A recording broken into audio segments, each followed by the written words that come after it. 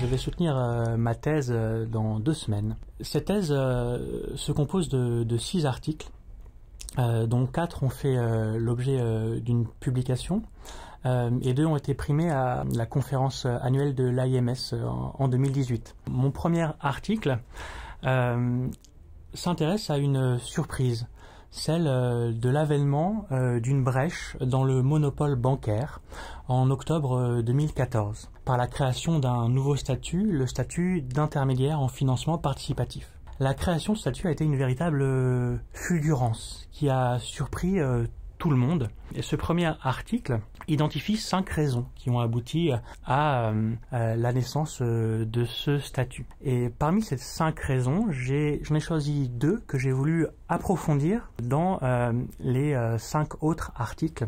Les 2 raisons, ce sont que les acteurs du secteur ont constitué une forme de méta-organisation extrêmement singulière, parce qu'elle arrive à faire cohabiter à la fois des plateformes professionnelles, mais aussi des citoyens, des académiques, des associations. Il y a un collège de l'écosystème qui vient donner à cette association un aspect presque d'association d'intérêt général, ou en tout cas d'association voulant intégrer en son sein, non pas simplement des intérêts business, mais également une forme d'altérité et une vision éthique de la profession et une vision de ce que devrait être une finance plus humaine.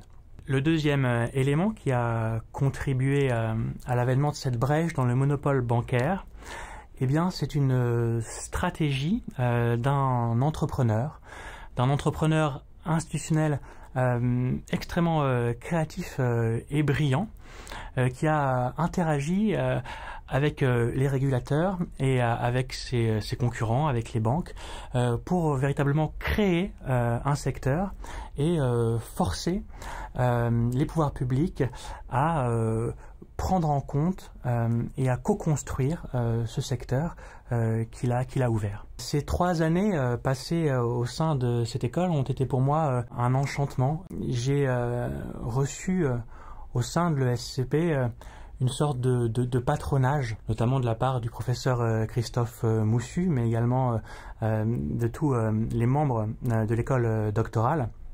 Ils m'ont transmis un sens aigu de la curiosité, une volonté de regarder les choses sans facilité et d'avoir une forme de réflexibilité sur la profession de chercheur. Humainement, c'est une aventure extraordinaire. Je dis souvent que la chose la plus importante qu'on retient de nos parcours, ce sont les amitiés que l'on peut créer et les gens que l'on rencontre. Et en ce sens, au sein de l'ESCP, j'ai vraiment rencontré de belles personnes qui m'accompagneront pour ma carrière académique qui commence et dans ma vie privée également.